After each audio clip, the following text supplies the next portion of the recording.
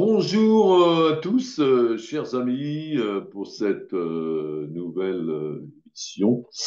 Voilà, j'espère que vous allez tous bien et vraiment que le Seigneur vous bénisse tous, tous ceux qui écoutent. Et Père Saint-Esprit, merci de nous remplir, merci de nous visiter chacun d'entre nous, nous éclairer maintenant sur ta parole et pour nous transformer.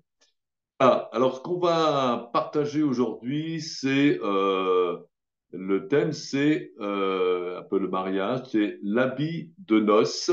Donc, on va lire une parabole dans l'évangile de Matthieu, chapitre 22, donc à partir du verset 1. Jésus, prenant la parole, leur parla de nouveau en parabole, et il dit: Le royaume des cieux est semblable à un roi qui fit des noces pour son fils. Il envoya ses serviteurs appeler ceux qui étaient invités aux noces, mais ils ne voulurent pas venir. Il envoya encore d'autres serviteurs en disant: Dites aux conviés, voici, j'ai préparé mon festin, mes bœufs et mes bêtes grasses sont tués, tout est prêt, venez aux noces. Mais, sans s'inquiéter de l'invitation, ils s'en allèrent, celui-ci à son champ, celui-là à son trafic. Et les autres se saisirent des serviteurs, les outragèrent et les tuèrent. Le roi fut irrité, il envoya ses troupes et fit périr ses meurtriers et brûla leur ville. Alors il dit à ses serviteurs: Les noces sont prêtes, mais les conviés n'en étaient pas dignes. Allez donc dans les carrefours et appelez aux noces tous ceux que vous trouverez. Ses serviteurs allaient dans les chemins, rassemblèrent tous ceux qu'ils trouvèrent, méchants et bons, et la salle des noces fut pleine de convives. Le roi entra pour voir ceux qui étaient à table, et il aperçut là un homme qui n'avait pas revêtu un habit de noces. Il lui dit: Mon ami, comment es-tu entré ici sans avoir un habit de noces? Cet homme eut la bouche fermée. Alors le roi dit aux serviteurs: Liez-lui les pieds et les mains et jetez-le dans les ténèbres du dehors, où il y aura des pleurs et des grincements de dents, car il y a beaucoup d'appelés, mais peu d'élus. Alors tout d'abord, donc, qu'est-ce qu'une parabole? Une parabole, donc Jésus avait souvent l'occasion de parler en parabole. Hein. Une parabole, c'est une histoire naturelle pour faire comprendre une vérité spirituelle. Alors la différence entre une vérité naturelle et une vérité spirituelle, c'est que la vérité naturelle, déjà, elle est compréhensible par tous et elle est vraie pour un temps. La vérité spirituelle n'est pas compréhensible par tous, mais seulement à ceux qui sont éclairés spirituellement. Et cette vérité est vraie éternellement. Alors, dans cette vérité naturelle, nous avons un roi. Donc, quel est le roi dans la vérité spirituelle? Évidemment, Jésus parle de Dieu le Père, qui est son Fils, parle de lui-même, Jésus-Christ. Et qui sont ses serviteurs? Alors, donc, c'est d'abord les prophètes de l'Ancien Testament qui vont avertir le peuple. Et c'est aussi Jésus et ses disciples, hein, qui vont annoncer maintenant partout cette bonne nouvelle et inviter maintenant toutes les personnes à la noce. Alors, le travail des serviteurs, c'est d'inviter les gens à la noce. Et que représente donc cette noce? Eh bien, la noce, évidemment, c'est le retour de Jésus. Hein. On nous dit que Jésus est parti pour un temps.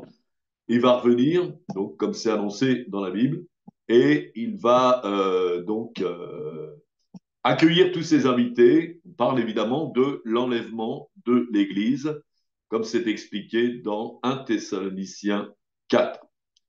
Alors, quels étaient les premiers invités aux noces, donc, dont la plupart n'ont pas voulu venir? Évidemment, c'est le peuple d'Israël, invité. Jésus donc enseigne, Jésus apporte l'évangile, il dit Je n'ai été envoyé qu'aux brebis perdues d'Israël, la maison d'Israël. Alors, qui les a invités? Donc, on a dit les prophètes et Jésus et ses disciples. Et pourquoi ne veulent-ils parvenir dans ce texte? Eh bien, en fin de compte, c'est parce qu'ils sont occupés. Voilà. Ils sont occupés, donc ils ont des tas de choses à faire. Hein, et souvent, pourquoi les gens ne s'intéressent pas à Dieu, à ce qu'il nous dit, à ses projets? Eh bien, les gens sont toujours occupés. Hein. Pour pouvoir répondre à l'invitation, il faut être disponible, il faut être à l'écoute. Mais beaucoup de gens ne sont pas disponibles et en réalité, ils méprisent l'invitation, ils méprisent Dieu et ils vont finir par persécuter ses serviteurs. Alors, quelle sera leur destinée? Mais évidemment, malheureusement, ils subiront le jugement de Dieu. Hein. Jésus vient donc nous visiter, il est venu comme un agneau, hein, mais comme disait quelqu'un, il reviendra pardon, comme un lion. Alors, qui est invité aux noces de l'agneau? Eh bien, tous ceux qui ont reçu cette invitation et qui ont cru, hein, qui ont répondu présent. Hein, si vous voulez être invité au mariage de quelqu'un, eh bien, faut connaître déjà la personne et faut croire que ce mariage va réellement se passer. Donc, c'est ce que Jésus nous dit aussi. Donc, ceux qui sont invités, ce sont ceux qui croient. Mais qu'est-ce qui peut nous empêcher de venir? Hein, comme la parole le dit, beaucoup d'appelés mais peu d'élus. Eh bien, ce qui nous empêche de venir, c'est notre indisponibilité, les soucis de la vie. Hein. Jésus en parle dans une autre parabole. Donc, si on est occupé à des tas de choses, hein, occupé par les affaires de ce monde, si c'est une priorité, eh bien, évidemment, on ne peut pas répondre à cette invitation. Donc, la parole de Dieu nous dit, cherchez d'abord le royaume de Dieu et sa justice, et toutes choses vous seront données en plus. Donc, il faut renverser nos priorités, il faut être disponible pour Dieu si nous voulons un jour être invités à la noce.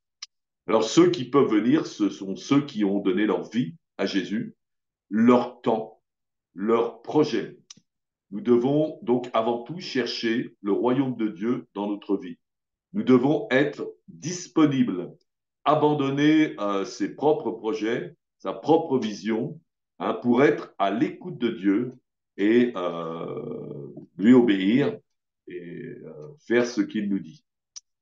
Voilà. Alors,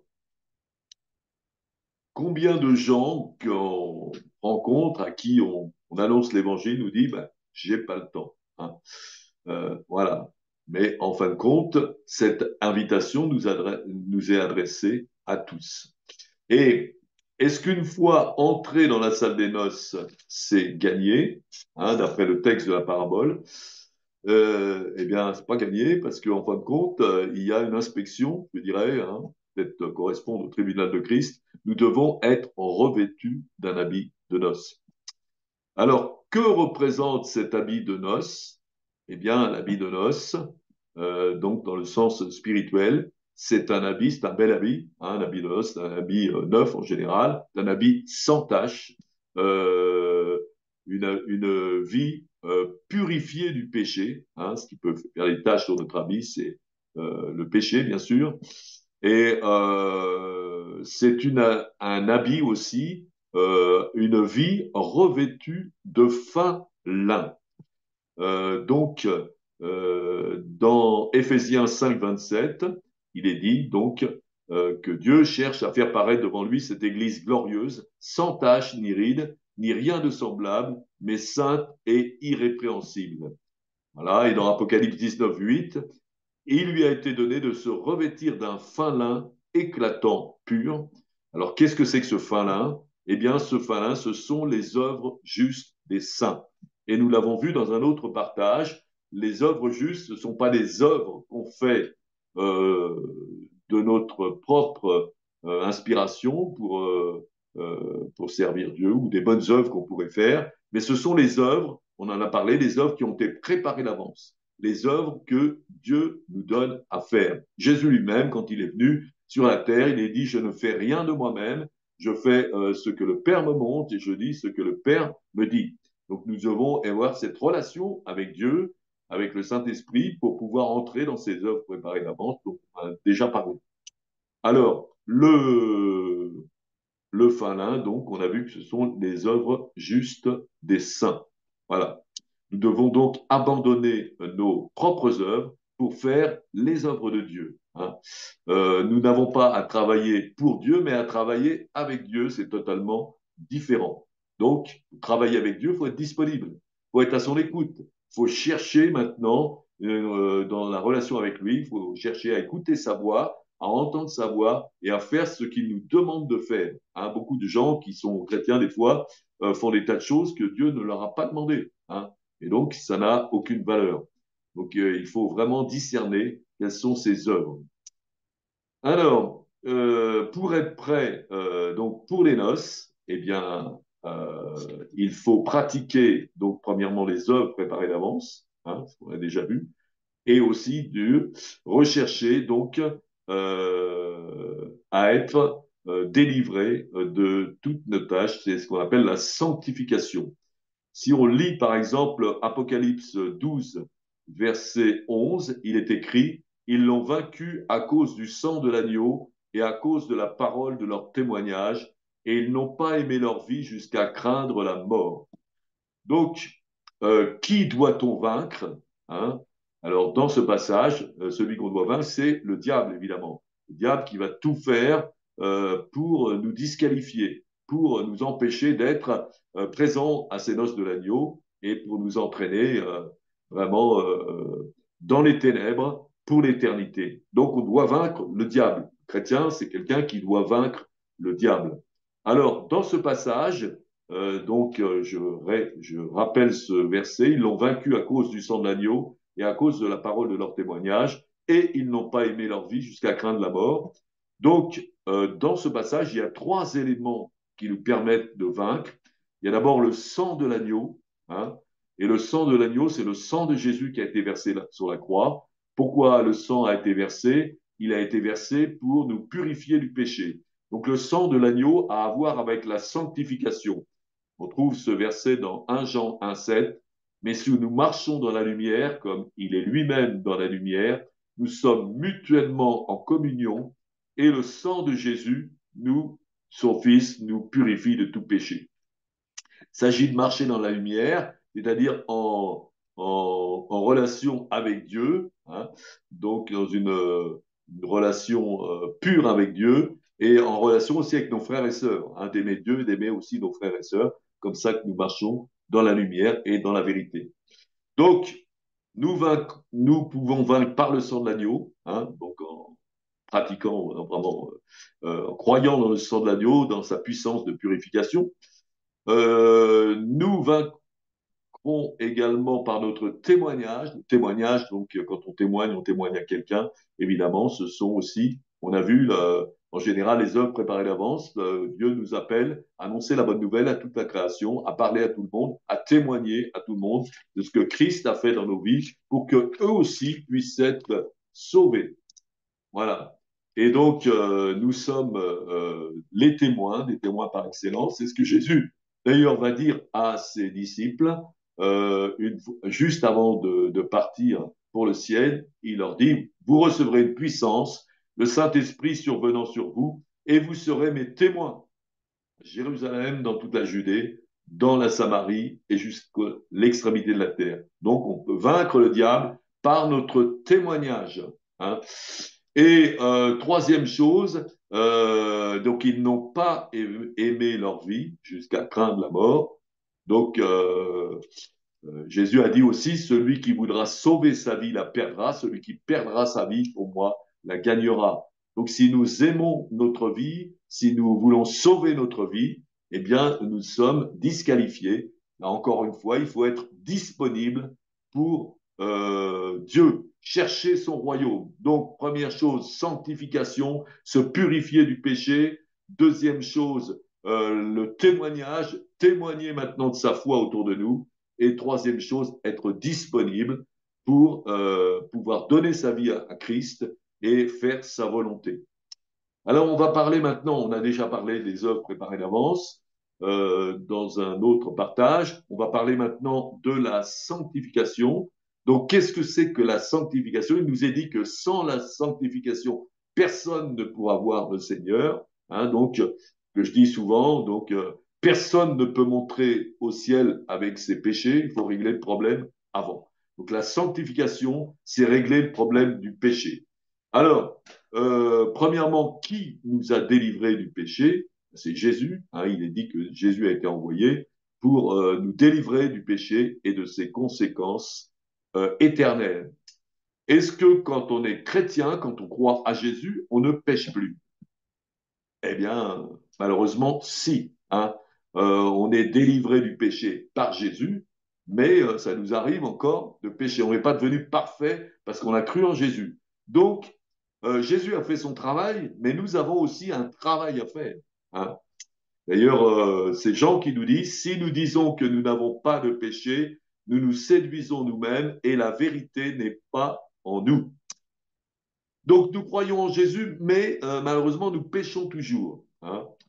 Et alors, il y a un autre verset de Jean qui dit, quiconque est né de Dieu ne pratique pas le péché parce que la semence de Dieu demeure en lui et il ne peut pécher parce qu'il est né de Dieu.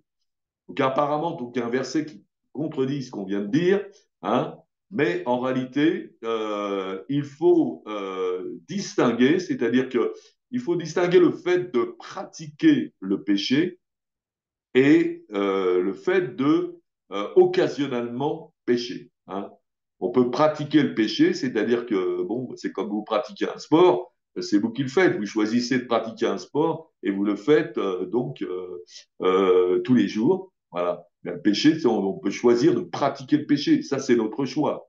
Par contre, en tant que chrétien, si on pêche, ça doit être accidentel. On n'a pas envie de pécher. Quand on est chrétien, quand on connaît Jésus, on a envie de le servir, on a envie de lui plaire, mais ça nous arrive de pécher parce que nous ne sommes pas devenus parfaits.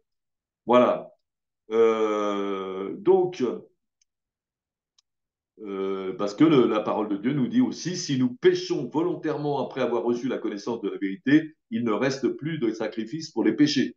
Donc, le fait de pratiquer le péché, c'est-à-dire de choisir de pécher et de le faire régulièrement, d'en faire un style de vie, évidemment, après avoir entendu l'évangile, après avoir cru à l'évangile, eh bien là, ça va nous disqualifier de manière définitive parce qu'il n'y aura plus de possibilité d'être sauvé. Alors, on peut voir aussi des exemples dans la Bible, dans le Nouveau Testament. Donc, donc dans le Nouveau Testament, nous avons les apôtres qui suivaient Jésus. Et par exemple, on peut penser à un apôtre qui pratiquait le péché. Alors, un des 12 apôtres qui pratiquait le péché, c'est-à-dire qui faisait ça volontairement et régulièrement, c'est-à-dire il savait ce qu'il faisait, eh bien, c'était Judas. Hein. Depuis longtemps, on disait que Judas donc, tenait les finances du groupe et il se servait évidemment dans la caisse. Et donc, depuis le début, il le faisait pratiquement. Hein, je pense que Jésus l'a laissé faire un temps, il lui a peut-être donné la chance de se repentir, mais à un moment donné, ça a été terminé. Et puis Judas, c'est ce qui lui est arrivé, il s'est pendu et il a été définitivement perdu. Hein, que Jésus a dit, il faudrait mieux que cet homme ne fût jamais né. Voilà, donc par contre, vous pouvez voir Pierre qui, à un moment donné, a renié Jésus, hein, mais il n'a pas renié volontairement. Hein. Il ne pensait pas qu'il pouvait renier. C'est-à-dire qu'il avait une espèce d'aveuglement sur sa propre nature. Il se croyait assez fort pour résister au péché, résister à la tentation. Quand on allait lui demander, toi aussi, tu le connais, quand les soldats avaient attrapé Jésus, et puis les gens lui disaient, mais lui aussi, il est avec Jésus. Il dit, non, non, non, je l'ai pas connu. Et puis 3 fois, il va le renier. Hein. Mais donc, on peut pas dire qu'il pratiquait le péché, mais il avait une ignorance sur sa nature de péché et il n'avait pas compris qu'il avait encore des choses dont il devait se débarrasser pour pouvoir être purifié et servir Jésus. Donc, Jésus nous a délivrés du péché, mais il nous reste quelque chose à faire. Et on va lire maintenant, donc, dans les Colossiens, chapitre 3, versets 5 à 10. Donc, l'apôtre Paul nous dit, faites donc mourir les membres qui sont sur la terre, l'impudicité, l'impureté, les passions, les mauvais désirs et la cupidité, qui est une idolâtrie.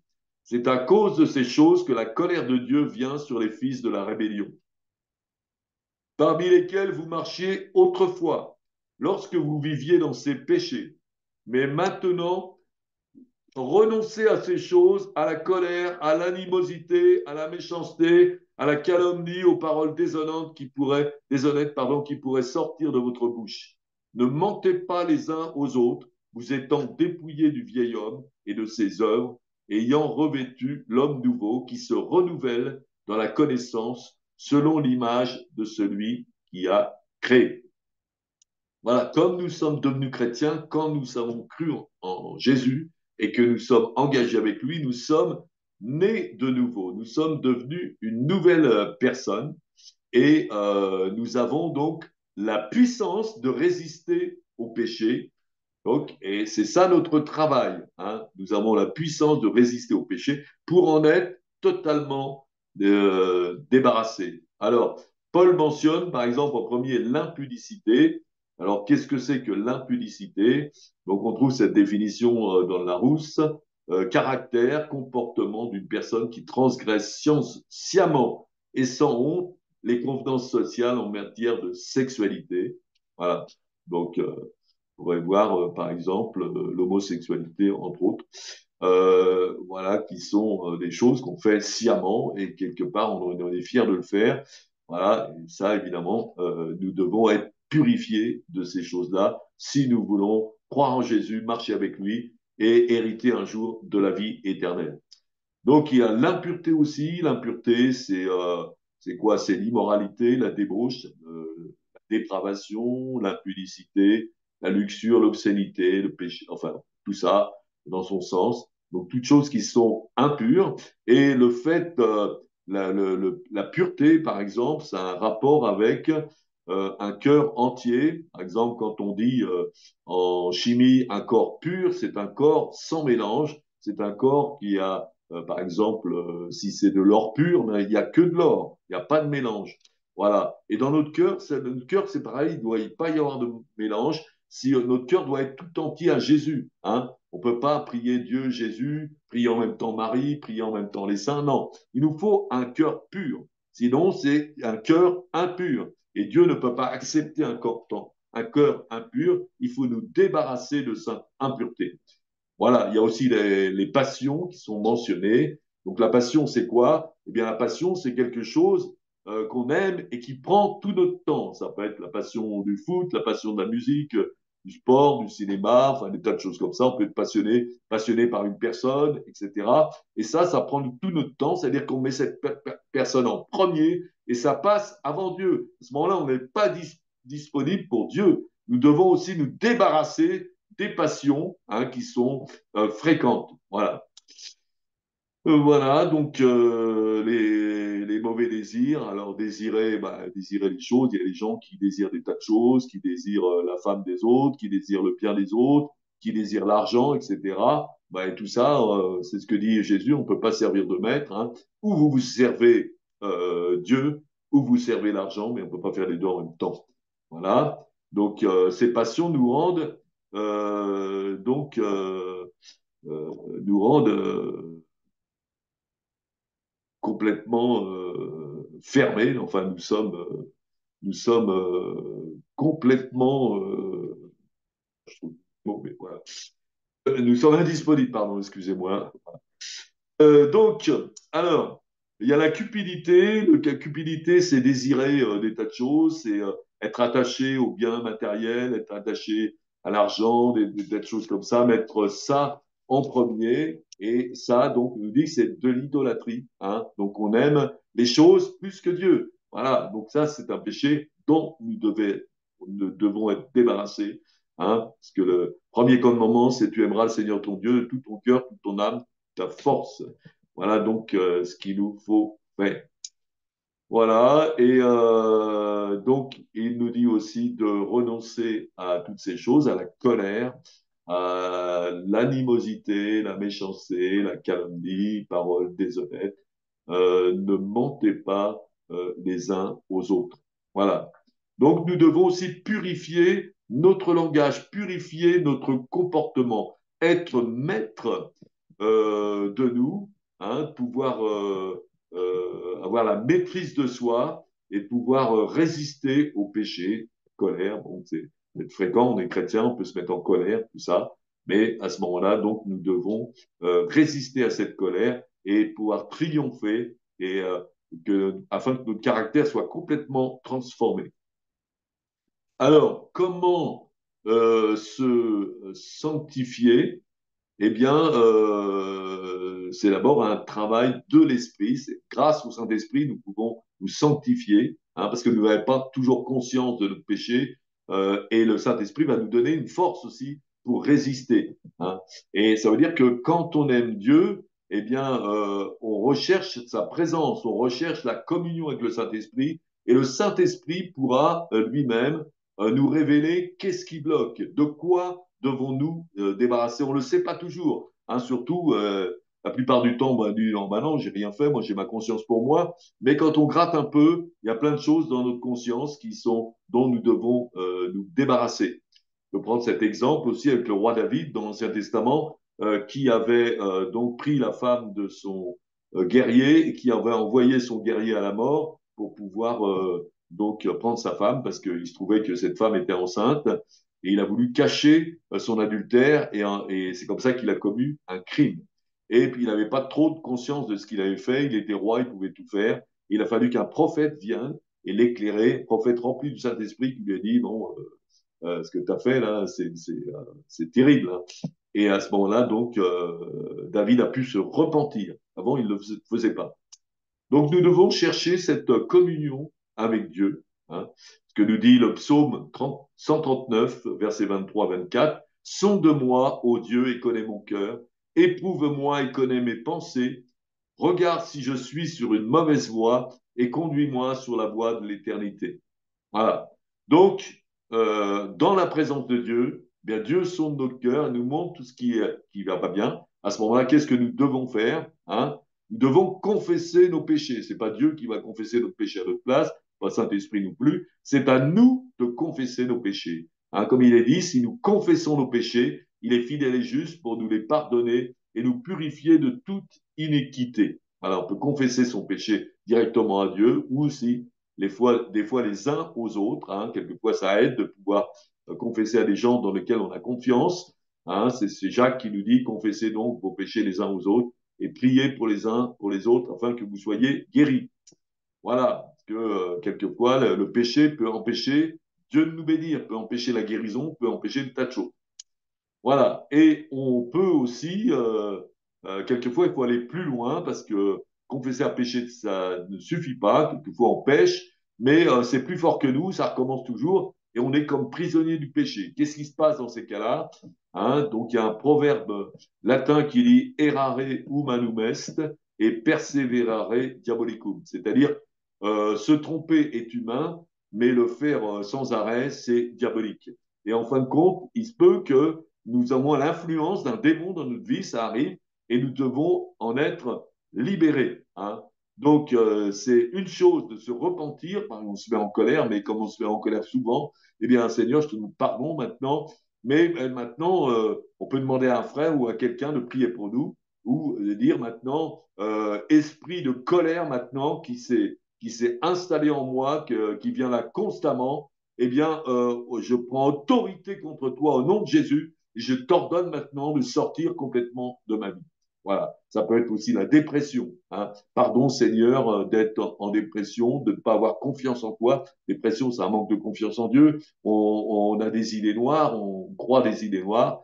Mais à ce moment-là, quelquefois, il nous prend autorité contre un esprit de dépression parce que dans la parole de Dieu, nous dit que nous avons été revêtus un vêtement de louange au lieu d'un esprit abattu. Donc nous devons nous défaire de cet esprit abattu, demander pardon, chasser maintenant cet esprit maintenant qui vient nous mettre dans la dépression et avoir un esprit de louange, c'est-à-dire louer le Seigneur, remercier le Seigneur, être toujours en communion avec le Seigneur, être toujours joyeux, vraiment remercier pour tout ce qu'il fait, être chanté, loué, tout ça, et ça nous permet d'être libérés.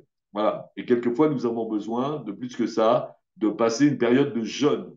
Une jeûne, donc, on se prive de la nourriture et on se concentre, consacre pardon, ce temps à Dieu. Et à ce moment-là, donc, dans le jeûne, nous avons un éclairage spirituel plus fort et nous pouvons nous libérer maintenant de certains péchés ou de certains mauvais esprits qui nous font pécher à chaque fois.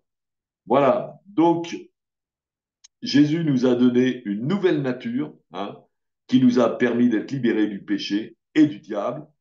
Dieu a fait sa part, Jésus a fait sa part, mais nous devons faire notre part et marcher de progrès en progrès, hein, pour avoir cet habit de noces un jour, donc sans tache, libéré du péché et ni ride, hein, ni ride, c'est-à-dire que nous restons toujours, quelqu'un qui est ridé, c'est quelqu'un qui est vieux, et nous restons toujours jeunes dans notre communion avec Dieu, toujours un cœur d'enfant. D'ailleurs, Jésus a dit à moins de redevenir comme des enfants, vous ne pouvez entrer dans le royaume de Dieu. Donc, Dieu nous demande d'avoir ce cœur d'enfant, voilà, un cœur toujours enthousiaste, un cœur vraiment qui aime Dieu, qui aime les autres et qui est rempli de joie et qui va nous aider à marcher avec Dieu.